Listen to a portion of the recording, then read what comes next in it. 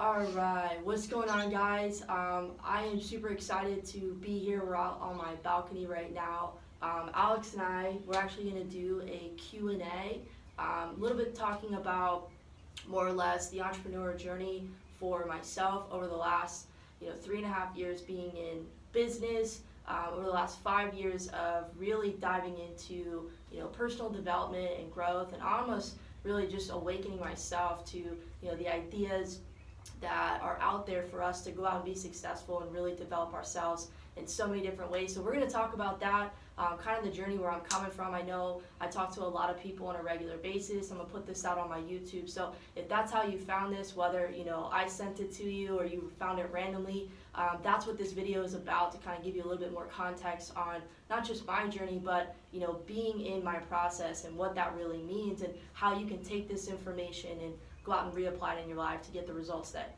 you desire, if you can relate. So I appreciate you guys. I'm going to pass it over to Alex, and she's going to be doing the questions for me. So, ready? Ready. What's up, guys? So, first question. Please state your full name and where are you from? Alright, so my name's Abigail Posten. You guys can just call me Abby. We're out here in Arizona right now, but I am originally from Maryland, and came out here to Arizona about 8 years ago to go to school at Arizona State University. Cool. So, while at Arizona State University, tell us more about where your entrepreneurial journey started overall. Okay. Yeah, so I came out here, went to school, did the whole 4 years, but it was about summer, so coming into summer this year, summer of my senior year, so back in 2015, I didn't really get into entrepreneurship, but my mind was tested and challenged by new ideas, because I started to seek out new information. YouTube is an amazing place. Obviously, you guys are on here seeing this video, and there's so many new information out there. So that's what I did. I stumbled across a video ad, and it intrigued me. A guy by the name of Ty Lopez. You guys may know who he is. But I stumbled across his video. And from that point on, it was, I was hooked. I was, one video after another. And I didn't really get into actually any kind of business until about a year later. Okay, and what was it about, I guess, the entrepreneurial niche, whatever you want to call it?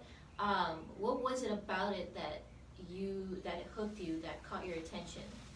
Can you elaborate on that? That's a good question. Yeah, so I think for me, and I think for a lot of people may be able to relate to this,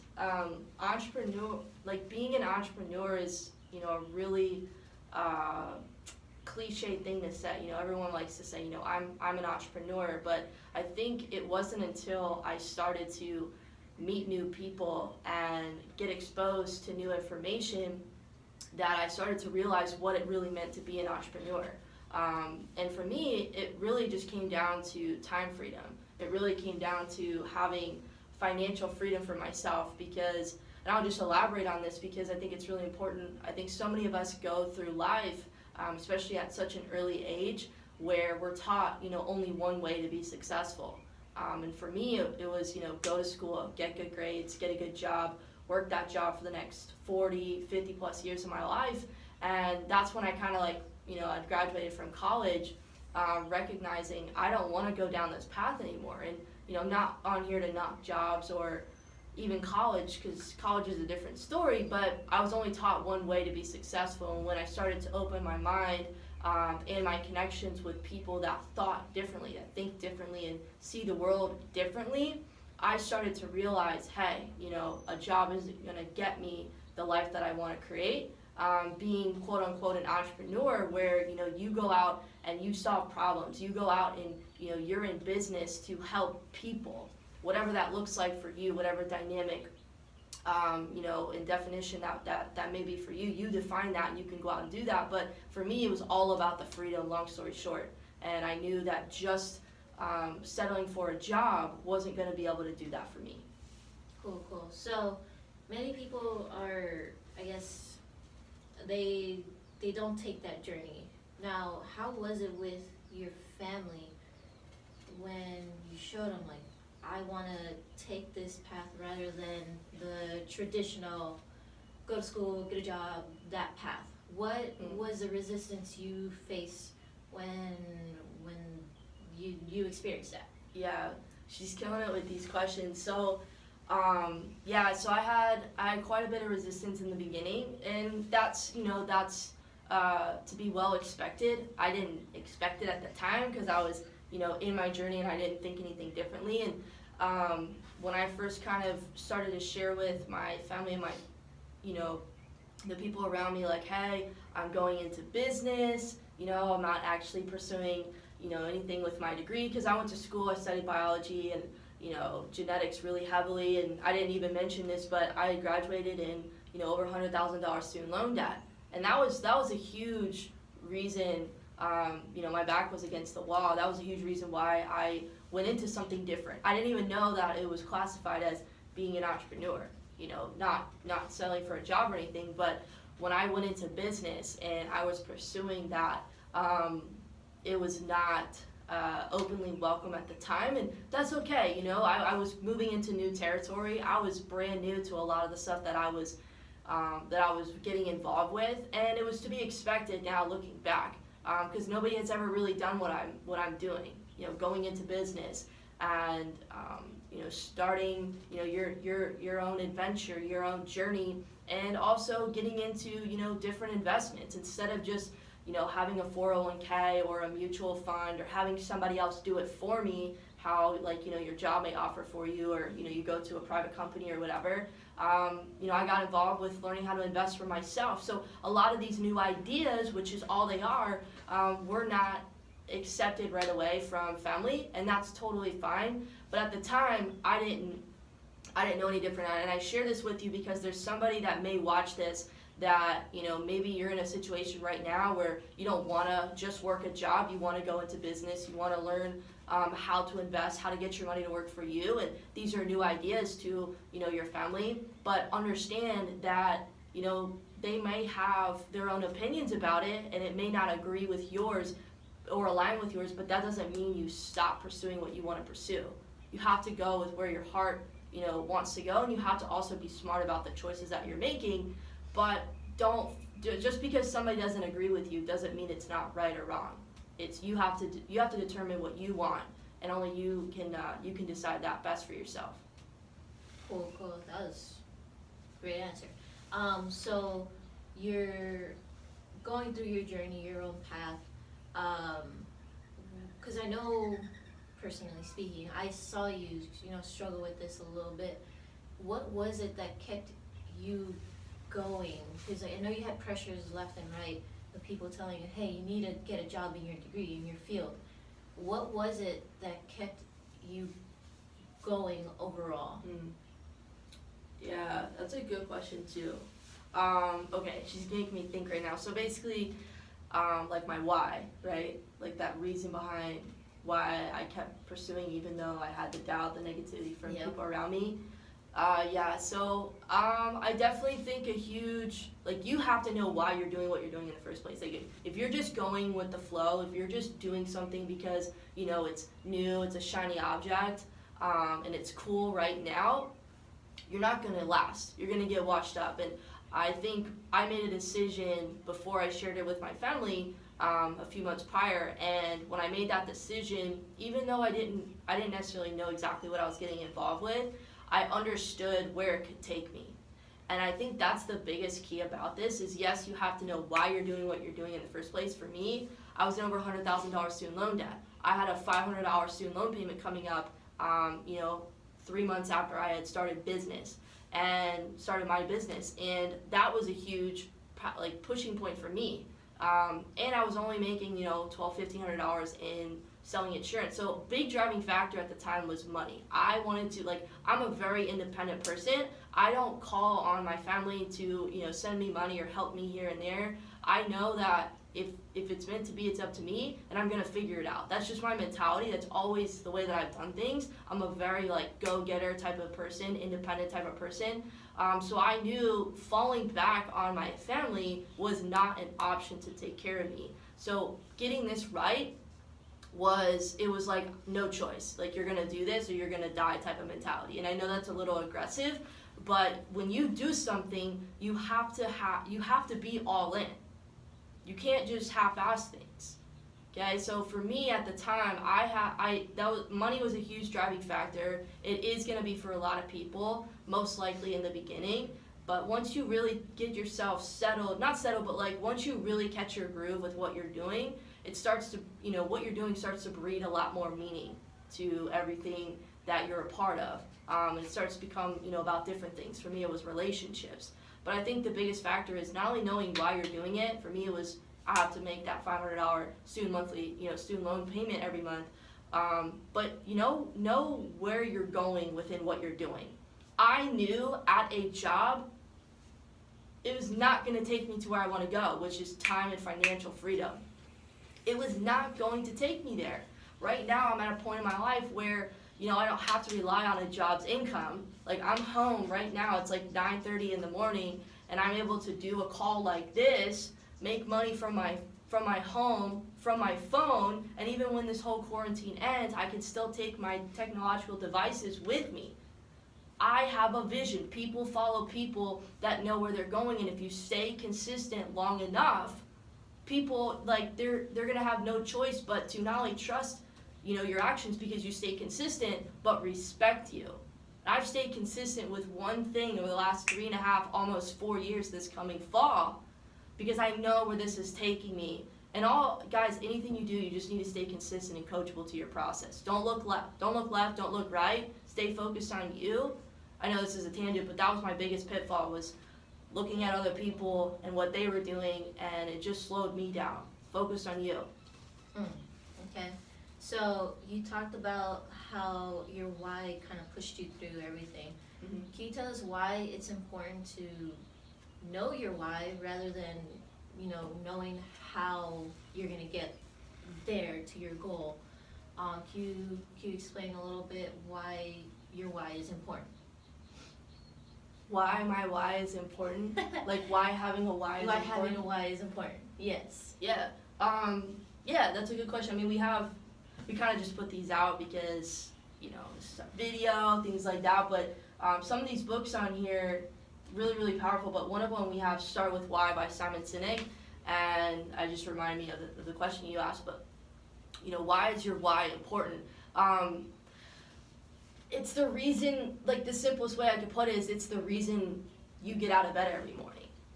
And it's the reason when, you get knocked down 10 times, 20 times, 100 times, it's that is the reason why you get back up. And sometimes, surface level is money. For me, like I said in the beginning, it was money. If I got smacked to the face 10 times in a row, whether it's from negativity, doubt, fear, rejection, worry, whatever it is, my why was going to pick me back up. So if you realize that, if you say, oh yeah, this is the reason why I do what I do, but, you're getting hit, with one negative thought after the other, and you're going through a lot of doubt and worry, and then you quit, or, you get complacent, the why that you said that you started with is actually not really your why.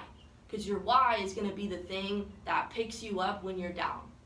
Fall, that's whole saying, fall 7 times, get back up 8.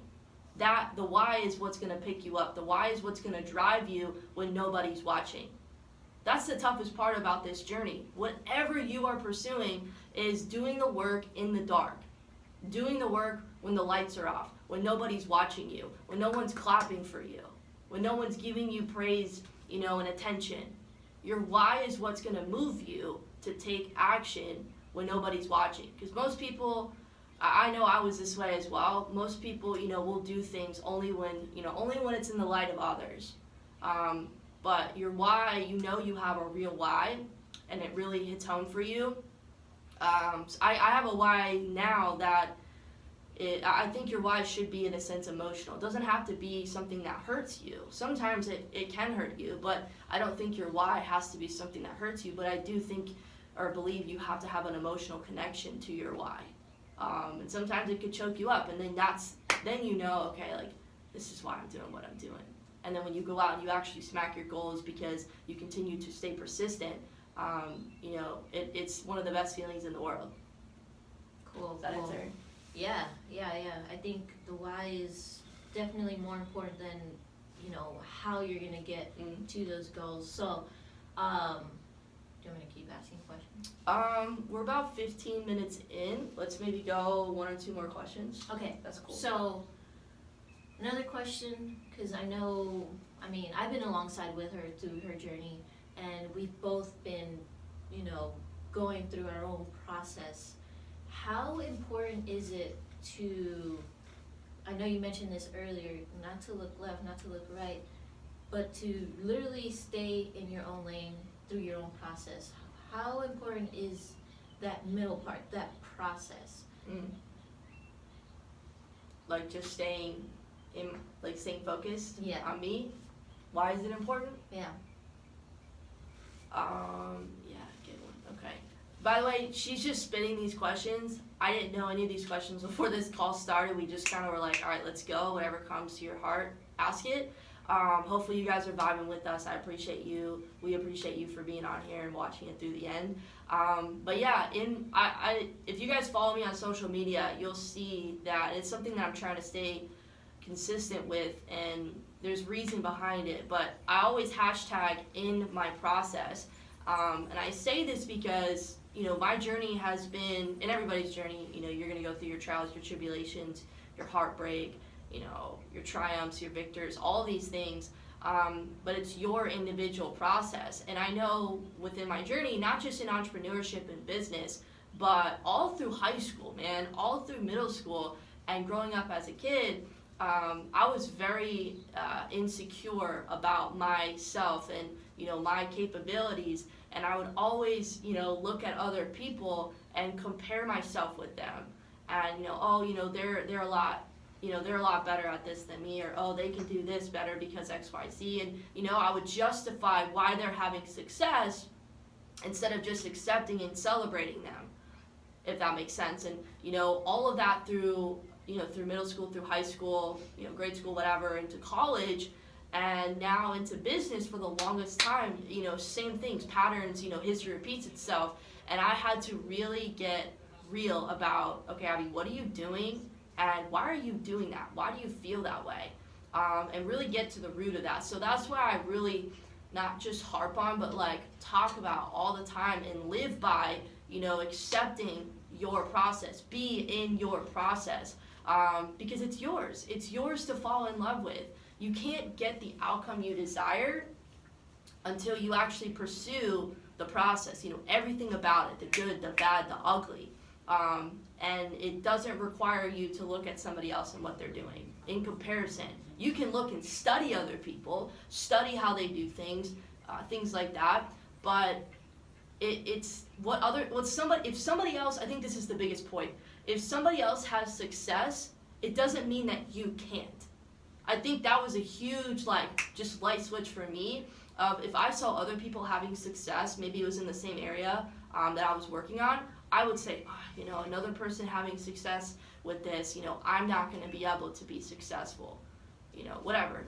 Thinking in such a scarcity mode, and that's such a bad mindset. And I had to grow from that. So I think the whole purpose of me saying what I'm saying is stay in your own process. It's the most beautiful place that you can be, and falling in love with failure, because I do believe that society teaches us to, fear making mistakes, fear failure, when in reality you can't have your own success unless you fall down. As a baby, we always hear this example, we are taught to make mistakes and fall down. In order to start walking, we have to crawl. But as we start to, we just saw a baby on Instagram, take her first steps. But how many times did she fall down before she started walking? We're not going to say, just quit. You can stop while you're ahead. It's not going to work. No. They're going to obviously continue to figure it out and walk. And that's the same thing with our goals. Stay in your process means stop focusing on what other people are doing and really, really come to, it doesn't necessarily have to be love, but really come to be okay and accept the fact that you're going to fall down and make mistakes and you are going to fail, and it's all a part of the process. You can't get the outcome that you want unless you stay focused with where you're at and actually grow and become the person that you were destined to be, and actually to achieve the results that you're looking for. You can't have what you want unless you go through your process. Fall in love with it. Fire. Okay, last question. Because I know there's going to be people asking this as well. What are some mentors, some books even, some audios, anything in that sort that keeps you centered back, that brings you back to your why, to you, to your process? Yeah, I like that. Can I share this really quick? I posted this on my story. Shout out to SJ if she's watching this, one of my great friends out in Australia. Just been by my side for the last, since I started this, three and a half years. But she posted this and I had to repost it yesterday, just kind of piggybacking off of that previous question. But I'll read you this quote because this is really important. She said, "People never want to be a part of the process, but they want to be a part of the outcome. The process is where you figure out who's worth being part of the outcome in the first place." So take that to the grave, take that with you guys. Like when I read that yesterday, I've heard it before, but it's true. Nobody wants to be a part of the process. Everybody wants to be a part of the outcome. But the process is where you grow. The process is where you figure out, okay, who around me actually, is meant to be with me after all of this is over, after I grow. Because who starts with you is not going to finish with you. I've seen it time and time again in business. I see people start, people quit. People start, people quit. And then I see people that come in, for a reason. And they're here for a reason and they stay true and with me and loyal to their process, and we can both come out on top. So I just want to share that. So your question, what books, what audios Mentors help you stay focused into your own process, your why.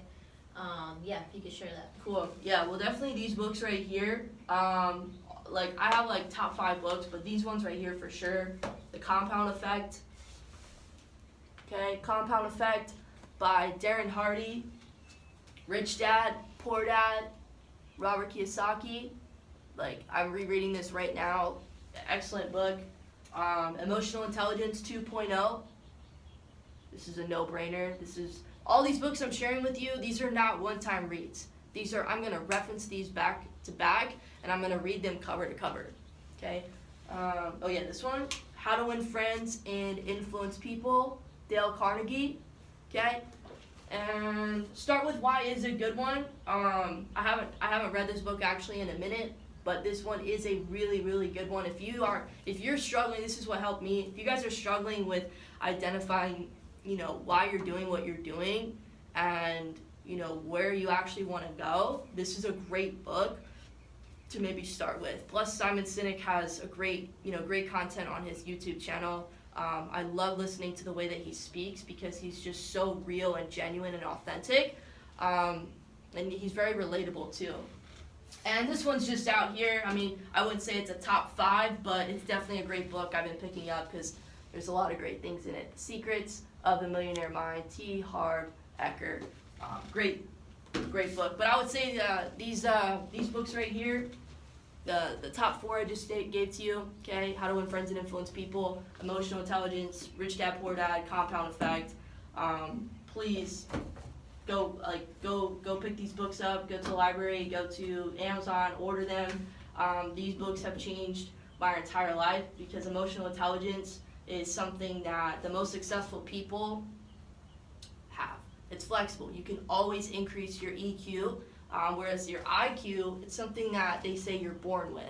You can't really change or alter your IQ, your intelligence level. It's basically how you learn. That's pretty straightforward. But emotional intelligence, okay, it's how you manage, and respond to not only your emotions but your relationships. The people around you and their problems. This is a really, really good book to have. And some of the most, if not all of the most successful people in business, in entrepreneurship, the elite of the elite, what do we say? Cream of the crop. They understand emotional intelligence for themselves. So this is a great one. I'm not going to dive into all these, but if you're an entrepreneur, if you're starting out in business, you guys know this. How to Win Friends and Influence People. It's all about relationships. A must-have. Rich Dad Poor Dad is just a book that will teach you the basics mindset on money, how it works, how to get it to work for you, and really being able to, base a decision around what you want to do with your life. Because I only knew one way, being an employee. And this book opened my mind to, there's actually 4 ways that you make money. And I knew the ways that I wanted to make money. And then obviously the compound effect. The biggest questions I get from people when it comes to the business that I'm rocking with, as well as being able to invest, is, how much money can I make with this, Abby? Well, it's a great, that's a valid question. I appreciate that. But it is a small-minded, employee-minded question. Because what happens when you go get a job? That's what you ask. How much am I going to get paid? Alright guys, sorry, the video got cut off, so we're just going to wrap this up with the end of this. But basically what I was saying with the compound effect, not thinking about it in terms of how much money can I get paid for my time, but this is about, how much effort can I put forth, staying consistent, coachable to your process, and allowing the compound effect to take over and continue to basically compound your efforts. And the best example that I can give you guys is, if you've ever been asked the question, would you rather have $1 million deposited into your bank account right now, or would you rather take, a penny doubled over 30 days? The average person would probably say, I'll take the $1 million right now. But little do they realize, and that's what they teach in this book, very, very foundational principle. Warren Buffett said, compound interest, the compound effect, is like the 8th wonder of the world. But basically, if you double a penny over a 30-day period, what people don't realize is by the 30th day, you actually end up with $5 million.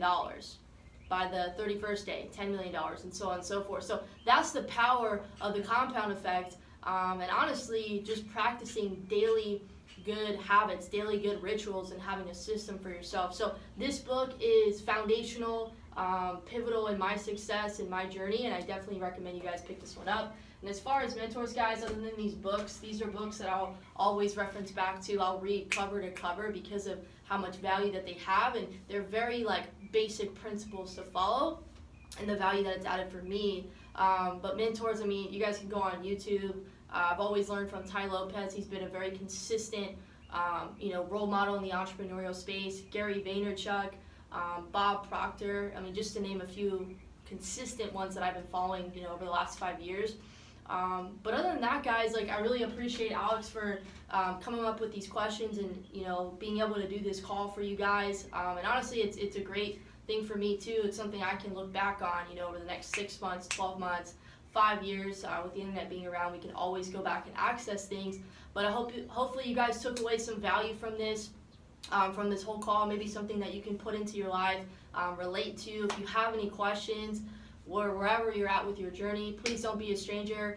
In the bio below, I'll have my Facebook, my Instagram, my Twitter, all that stuff. So if you guys want to connect, say what's up, engage, whatever, please don't be a stranger. Send me a message and let's stay connected. Wish you guys all the best. Peace out, guys, and have a great rest of your day.